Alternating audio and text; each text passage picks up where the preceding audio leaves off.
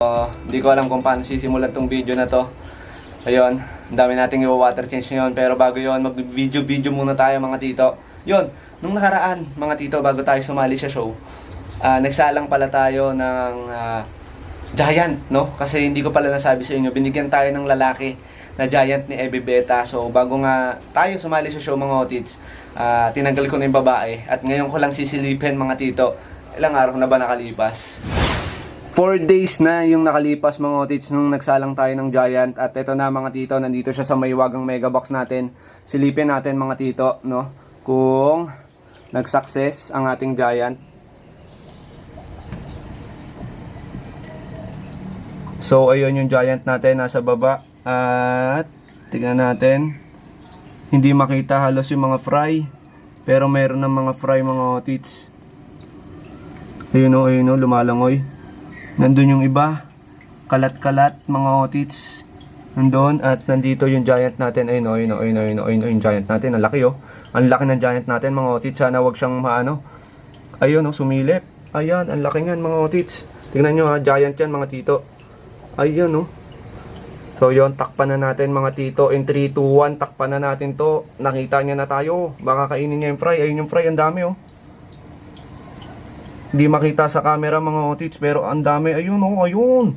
Ayun, nakita nyo mga tito. Ayun. So takpan na natin to. Takpan na natin in 3, 2, 1 mga otits. Dahan-dahan lang. Baka mabulabog, sayang ang Giant. At kung tatanungin nyo ako mga tito kung ano yung ginamit kong babae dyan, wala po akong pambiling babaeng Giant. Dahil bigay lang tong lalaki na tong Giant na to. So, ang ginamit kong babae dyan mga otit, dahil nga wala tayong mapagbilan sa mga nag-i-import ng babaeng Giant, no? Kasalanan to ng mga nag-i-import. Hindi, joke lang mga tito. Syempre, hindi rin sila pinagbibilan sa ibang bansa ng mga babae para hindi natin mapadami sa Pilipinas. Yun. So, yun, namili na lang ako ng malaki-laking babae dito sa atin mga tito. At ito nga ang napili ko, itong Black Orchid na to. Ayan, kung mapapansin nyo, hindi siya ganun kalaki pero malaki siya. Ano kaya yon? So yun, ito nga yung sinalang natin mga tito. May laban naman ng konti no, sa size ng Giant. At yun na nga, na-breed na natin siya. Kung mapapansin nyo, yung anal fin niya, ayan o, may punit. Yan, nagkatisan sila mga tito. Ayan, may punit-punit yan sa anal fin. Yan, konting pagaling lang, mabibenta na rin natin to. Hindi, joke lang. Egi pa yan mga tito. Pwede pa nating isalang yan para may second batch tayo ng Giant. Ayan, ganyan siya kalaki mga otits oh. Ayan, malaki talaga to mga tito. Parang asawa mong kayang-kaya kang bugbugin. Binread na natin yung Giant no, para magkalinya tayo ng Giant. Maganda rin to mga tito, pang-upgrade natin sa linya natin ng mga Nemo dito. At ang pinakamatindi niyan mga otits, ang pinakamatindi niyan, kung napanood nyo yung video na yun, kala nyo yun lang yun. Nakapitong take ako, sana hindi natin sila nabulabog. Hindi natin siya nabulabog mga otits. Malamang sa malamang, no? Pag tinignan natin yan bukas, sana nandun pa yung mga fry. Kasi kung wala na doon mga otits, nabulabog talaga natin siya. Kasi nakapitong take nga tayo. Kala nyo, isang takean lang, no? Pero yun yan, nakapitong take tayo. Sana okay pa yung mga fry ngayon. Sana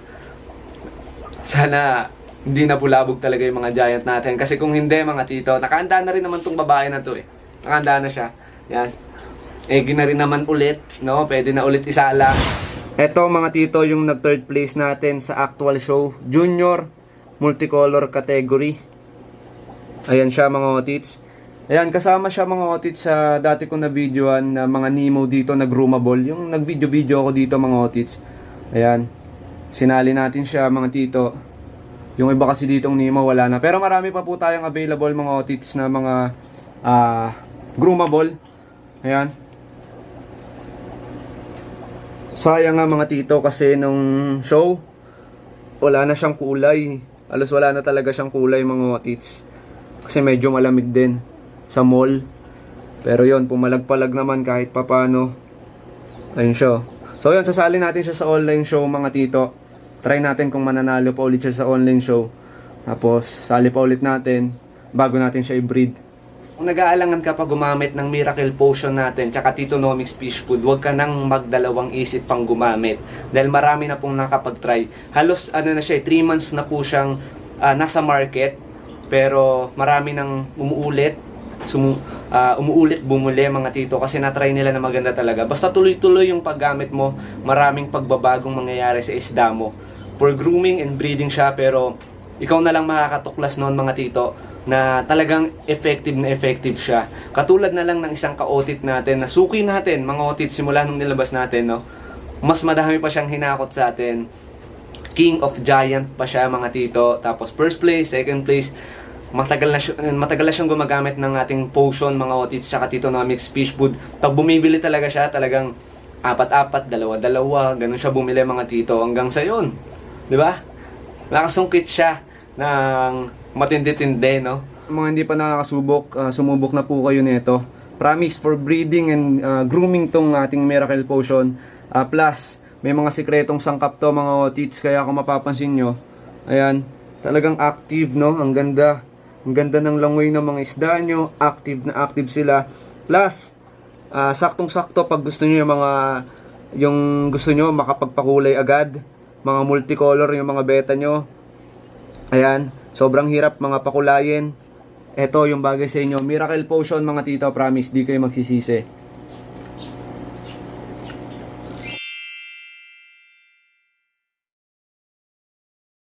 Pag jubi pa yung isda nyo mga otits, mas maganda sanayin nyo na sila.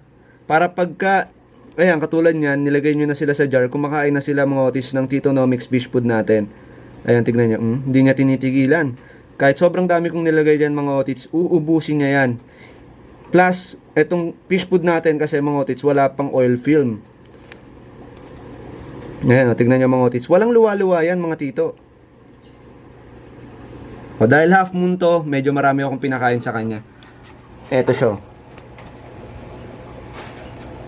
Ang liit niyan. Ang liit pa niyan, mga otits. Wala, nangaaway na eh.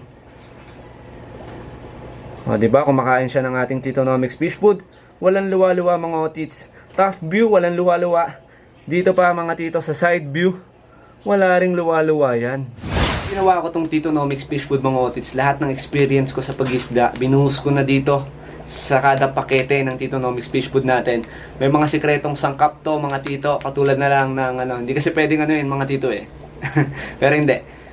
May sangkap to mga otits ng talagang natural na live foods.